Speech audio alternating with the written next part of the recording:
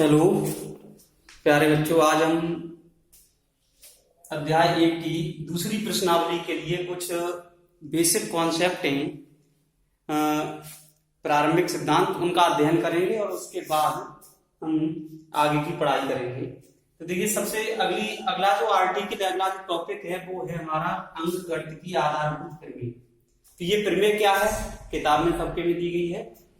प्रत्येक भाज्य संख्या को अभाज्य गुणनखंडों के गुणनखंडों के रूप में व्यक्त किया जा सकता है। जितनी भाज्य संख्याएं हैं, भाज्य का मतलब होता है जिनका एक और स्वयं उस संख्या के अतिरिक्त अन्य कोई गुणनखंड हो, वो संख्याएं सभी भाज्य संख्याएं होती हैं। सभी जानते होंगे अभाज्य संख्याओं में केवल एक या वो खुद संख्या दो ही गुणनखंड होते हैं। जैसे मैं बात करता हूं 6 की और 7 की।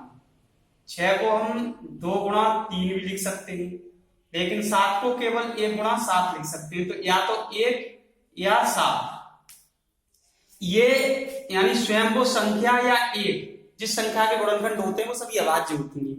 भाज्य वो संख्याएं होती हैं जिनकी एक और स्वयं उस संख्या के अतिरिक्त भी गुणनखंड होते हैं, वो सभी भाज्य संख्याएं होती हैं।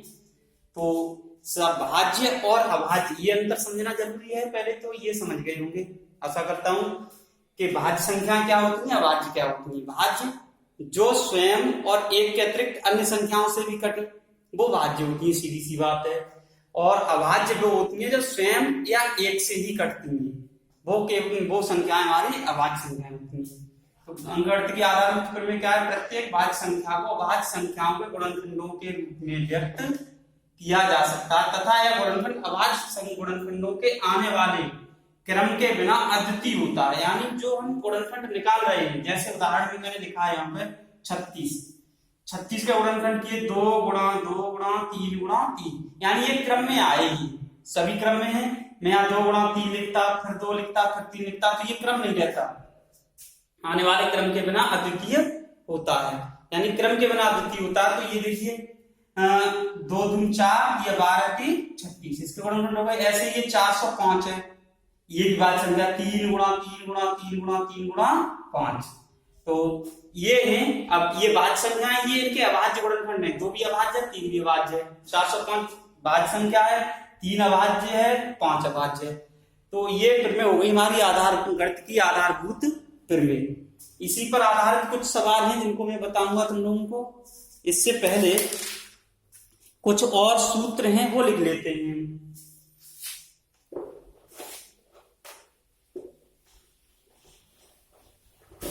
देखिए, कुछ सूत्र हैं वो लिख देता हूं मैं, कुछ चीजें बता भी देता हूं।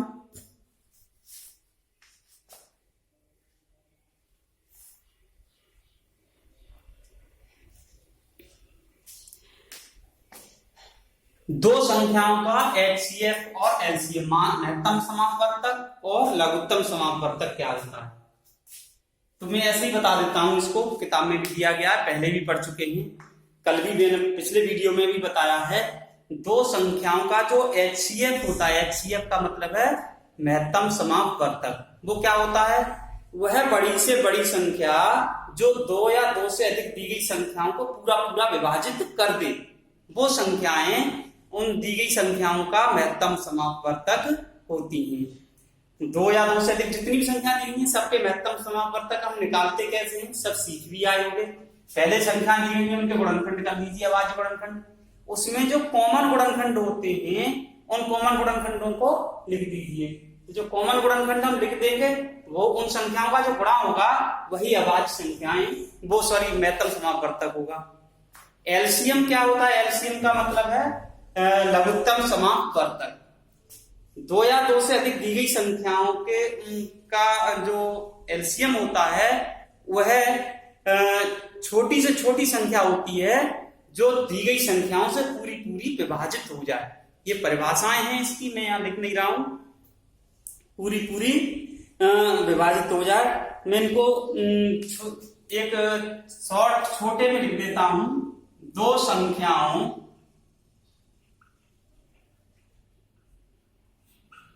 का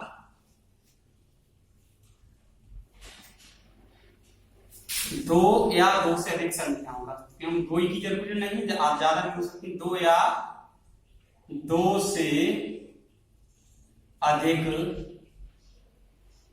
संख्याओं का HCF का मतलब सभी समझ रहे होंगे, हाईएस्ट कॉमन फैक्टर यानी महत्तम समापवर्तक। ठीक है, बराबर होता है संख्याओं में प्रत्येक उभयनिष्ठ अभाज्य गुणनखंड।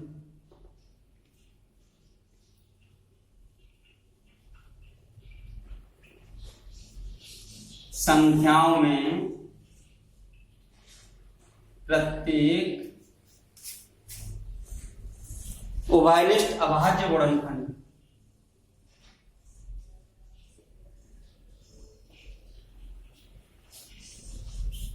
उभयनिष्ठ को अंग्रेजी में ही कॉमन कहते हैं। क्या कहते हैं? कॉमन। दो संख्याओं प्रत्येक उभयनिष्ठ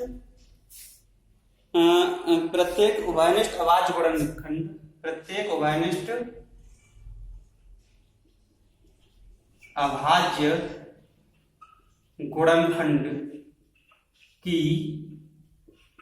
छोटी घात। छोटी घात का मतलब है जो कॉमन फैक्टर है दोनों में, अभाज्य गुणनखंड की छोटी घात का गुणनफल।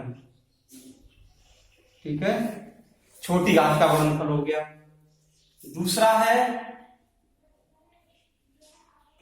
दो या दो से अधिक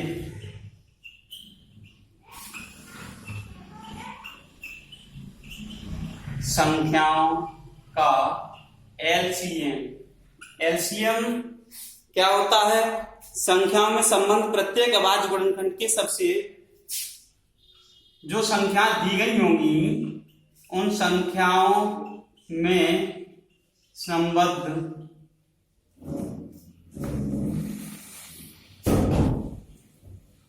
प्रत्येक अभाज्य गुणनखंड,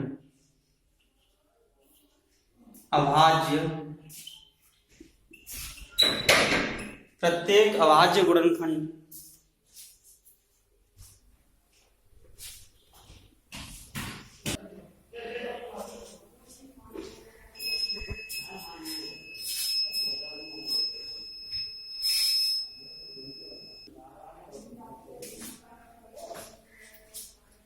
देखिए, दो या दो से अधिक संख्याओं का LCM, संख्याओं में संबंध प्रत्येक अभाज्य गुणनखंड, सबसे बड़ी घात अभाज्य गुणनखंड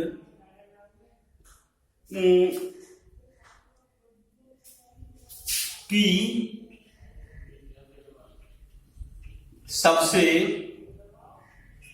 बड़ी घात का गुणनफल। अभी मैं बता दूंगा, एक उदाहरण दे रहा हूं यहां पर। जैसे हमें मान लो 36 संख्या दी गई है, 36 के गुणनखंड कर लीजिए, 2 दूनी 4 दूनी 8, 4 × 3 = 12 और गुणा 3, और एक 18 दी गई है संख्या, 18 के गुणनखंड कर ले, 2 गुणा 3 गुणा 3। अब इसका जो मैंने बताया था संख्याओं प्रत्येक उभयनिष्ठ अभाज्य गुणनखंड की सबसे छोटी घात, इधर इसको हम कैसे लिख सकते हैं? 2 की घात 2 गुणा 3 की घात 2 लिख सकते हैं। इसको कैसे लिख सकते हैं? 2 की घात 1 गुणा 3 की घात 2। तो इसमें क्या कह रहा है? संख्याओं में प्रत्येक उभयनिष्ठ अभाज्य गुणनखंड की छोटी घात का गुणनफल। इन दोनों में अभाज्य गुणनखंड कौन सा है? 2।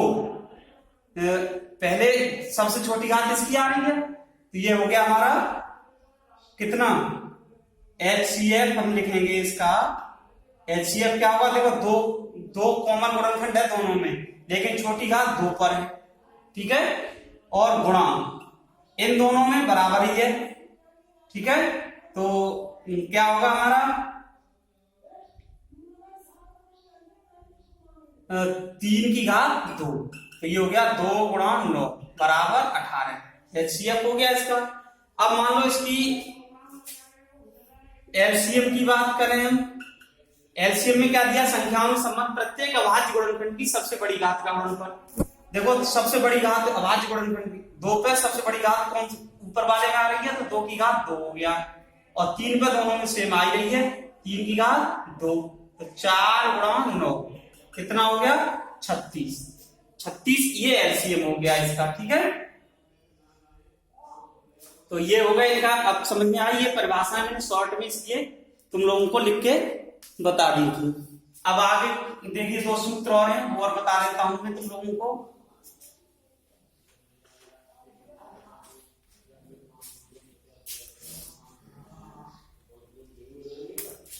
तीसरा है किन्हीं 2 धनात्मक पूर्णांकों ए तथा बी के लिए, ए और बी के लिए कोई 2 धनात्मक पूर्णांक अगर हमें दिए गए हैं तो देखिए क्या होता है, HCF of A comma B, यानी ए और 2 संख्याओं का HCF गुणा LCM of A comma B, A और बी का, यानी 2 संख्याओं का जो LCM और HCF का गुणा होता है वो संख्याओं के गुणनफल के बराबर होता है। हम ऐसे भी लिख सकते हैं ए और बी का HCF गुणा ए और बी का LCM बराबर दोनों संख्याओं का गुणनफल। तो ये होता है सूत्र। हम इसी से मान लो HCF दिया है और संख्या दी गई है तो LCM ज्ञात कर लेते हैं, या LCM दिया है संख्या दी, संख्या गुणनफल दिया है तो HCF ज्ञात कर लेते हैं। इसी से ज्ञात कर सकते हैं, कोई दिक्कत नहीं है। जैसे HCF of A comma B बराबर क्या होगा, ए गुणा बी बट्टे LCM of A comma B, और LCM of A comma B बराबर क्या होगा, ए गुणा बी बट्टे HCF of A comma B. ये सूत्र हैं, इनको याद रखना है। इसी प्रकार से ये 3 संख्याओं के लिए होता है, लेकिन 3 के लिए थोड़ा सा अलग है, उसको लिख दे रहा हूं 3 के लिए, इसे भी ध्यान रखेंगे। किन्हीं 3 धनात्मक पूर्णांकों PQR के लिए, किन्हीं 3 धनात्मक पूर्णांकों PQR के लिए, 3 धनात्मक पूर्णांकों PQR के लिए क्या होगा हमारा, LCM ऑफ PQR बराबर P गुणा Q गुणा R गुणा HCF PQR, HCF किसका, PQR तीनों का HCF बटे HCF P comma Q, HCF P comma Q गुणा HCF Q कोमा R गुणा HCF P कोमा R। ये सूत्र होता है LCM ज्ञात करने के 3 संख्याओं के लिए, ठीक है। और HCF ज्ञात करने के लिए क्या होगा, इसको मैं ऊपर बताता हूं, 3 संख्याओं के लिए बता रहा हूं।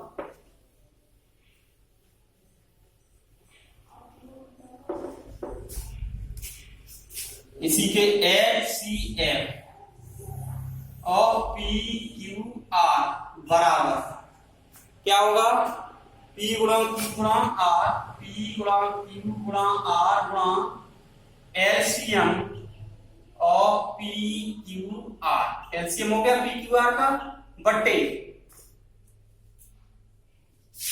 LCM और P कोमा Q गुणा LCM और Q कोमा R गुणा LCM और R कोमा P।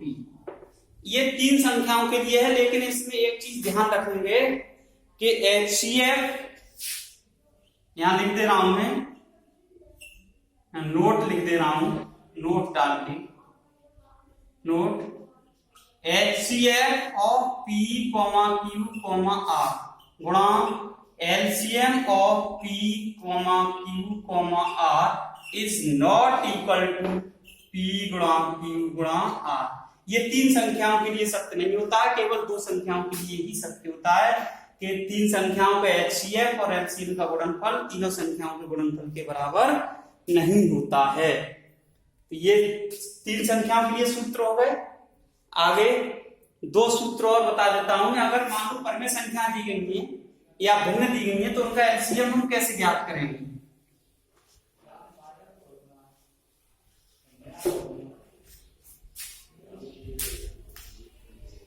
अगला सूत्र है हमारा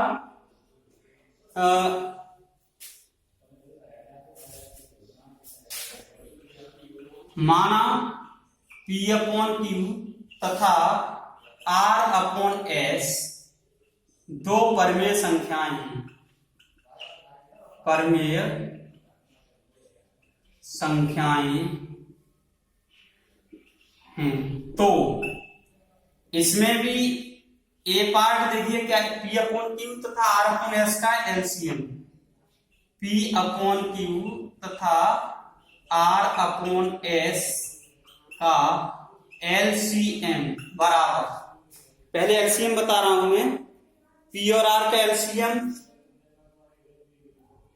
P तथा R का एलसीएम बट्टे Q तथा S का, ये S है, का एचसीएफ।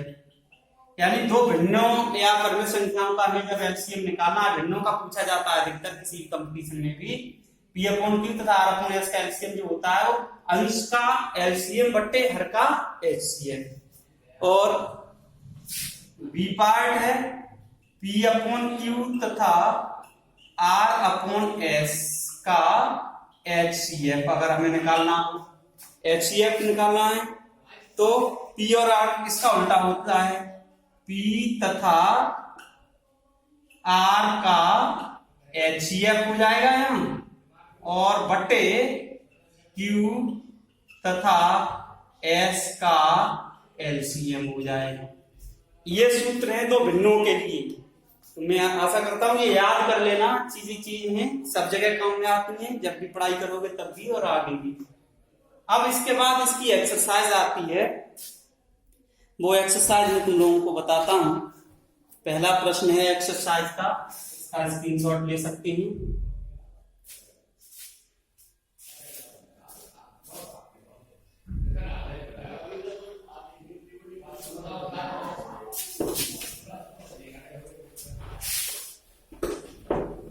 ये तो सूत्र हो गए तुम्हारे सभी। अब इसके बाद है एक्सरसाइज 1 प्रश्नावली 1.2, प्रश्नावली 1.2, ठीक है। इसका पहला जो प्रश्न है वो मैं केवल पढ़ रहा हूं और एक पार्ट इसका बताता हूं, किताब सभी पास में रखेंगे अपने, तो उसको समझेंगे।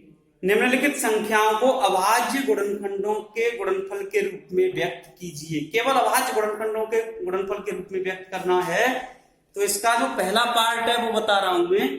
इसका पहले क्वेश्चन का पहला पार्ट जो संख्या दी गई है वो दी गई है हमें 140। अब इसके अभाज्य गुणनखंड हमें कैसे करना है, सिंपल वाला मेथड अपनाना है। 140 लिख लीजिए, एक रेखा ये और एक ये। हम सबसे छोटी अभाज्य संख्या जो होती है वो 2 होती है, ठीक है। 2 से शुरू करेंगे काटना। हम जानते हैं कि अगर इकाई के स्थान पर 0 है या कोई सम संख्या है तो वो 2 से कटेगी। तो 2 से काटेंगे, 1 में भाग जाएगा, 2 सत्ते 14, फिर 2 से कट जाएगा ये 3, 2 3 6, 2 पंजे 10। अब 5 आ गया, अब नहीं कटेगा। और ये 3 से भी नहीं कटेगा, 3 एकम 3 और 3 5 से कटेगा, फिर 5 सत्ते 35। और ये अब ये 7 जो है खुद में अभाज्य है तो ये 7 से ही कटेगा। यहां तक छोड़ देते हैं। तो 140 के गुणनखंड क्या हो जाएंगे, 2 गुणा 2 गुणा 5 गुणा 7, क्रम में लिखेंगे। तो 2 के गुणनफल कितने 2 बार आ रहा है, तो हम कैसे लिखेंगे इसको, 2 की घात 2 हो गया, 2 बार आ रहा है। 5 की घात कितनी है, 1 है, और 7 की घात 1 है। तो इस प्रकार से हमें इनको लिखना है। एक और बता देता हूं मैं, इसी का 5वां पार्ट और बता रहा हूं। 2 पार्ट मैं बता दे रहा हूं और 3 पार्ट तुम्हें करने होंगे। ये 7429, 7429 ये संख्या है। इसको अभाज्य गुणनखंडों के गुणनफल के रूप में हमें लिखना है। तो देखिए इधर लिख लूंगा, इधर मैं इसको फिर इसी प्रकार से निकालूंगा। 7429 का 7429। तो सबसे पहले 3 2 से तो कटनी नहीं है, क्योंकि इकाई के स्थान पर अभाज्य संख्या है। 3 से काटेंगे, 3 दूनी 6, बचा 1, 3 चौ 12, और इसको मैं इनको काट के देखना है सभी को, एक एक करके। अगर मान लो नहीं कटती है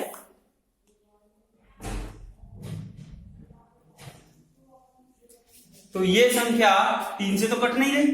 3 दूनी 6, बचा 1, 3 चौक 12, 2 बचे, 3 सत्ते 21, 19 किसी से कटेगी नहीं। 3 से फिर 5 से भी नहीं कटेगी, 5 के पारे में नहीं आता है। 7 से कट सकती है, 7 से देखेंगे। 7 एकम 7, 7 छिंग 42, नहीं कट रहा है। 7 के बाद 11 से भी नहीं कटेगी। अब इसको काटेंगे हम 17 से। तो देखिए 17 से काटेंगे, 17 की 51, 17 चौक 68, और 17 पंजे 85 ज्यादा हो जाते हैं। 17 चौका 68, 74 में से 68, तो ये बचेंगे हमारे 6 बचे, और ये 2 आ गए। 17 3 51, इसमें से 51 घटा दीजिए 1 और 1, अब ये हो गए 119। 119 में 17 से 17 सत्ते, देखो 17 में 7 का 7 सत्ते 49, 7 एकम 7 4 11, ये 7 बार कट गया। 437 बार कटा 17 से, ठीक है, ये कट गया। अब ये संख्या भी, अब मैं बता दे रहा हूं, फिर काट के देखेंगे हम। 3 से कटनी नहीं, 3 से कट सकती है, 5 से 7 से, ये अब कटेगी हमारी 19 से। 19 दूनी 38, देखो 437 है, तो 19 दूनी 38, 19 57 ज्यादा हो जाएंगे, तो यहां से 13 5 7, 19 दूनी 38 और 19 57, ये आ गया। अब 23 खुद अपने आप में अभाज्य है, तो ये 23 से ही कटेगा। तो इसके गुणनखंड कितने होंगे, 17 गुणा 19 गुणा 23।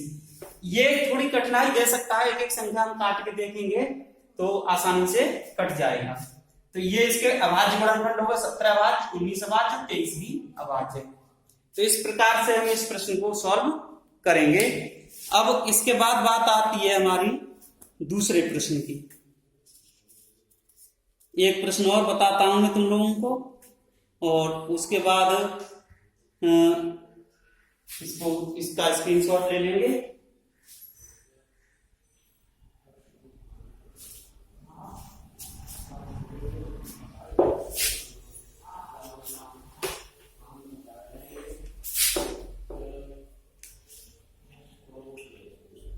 प्रश्न नंबर 2, दूसरा प्रश्न पढ़ रहा हूं, किताब सभी अपने पास रखेंगे।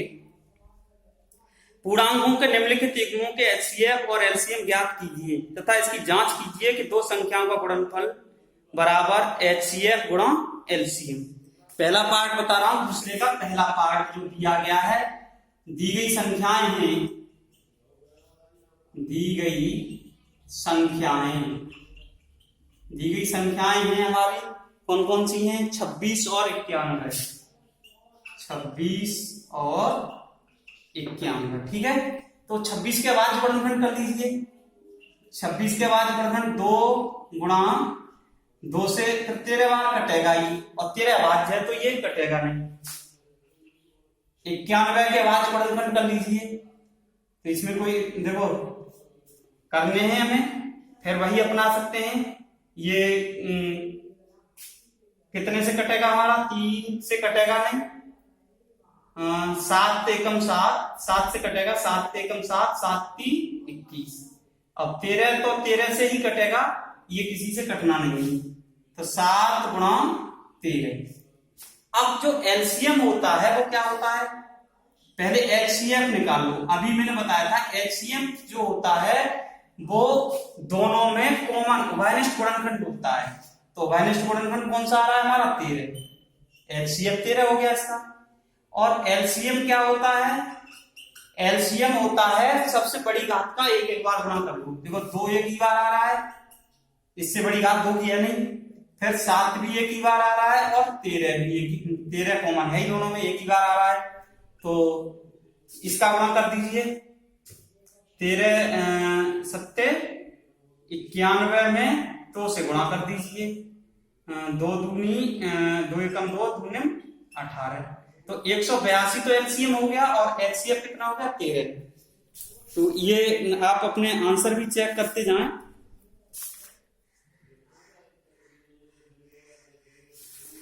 अब इसमें एक चीज और कह रहा है कि दोनों संख्याओं का गुणा, दोनों संख्याओं का गुणा निकालो।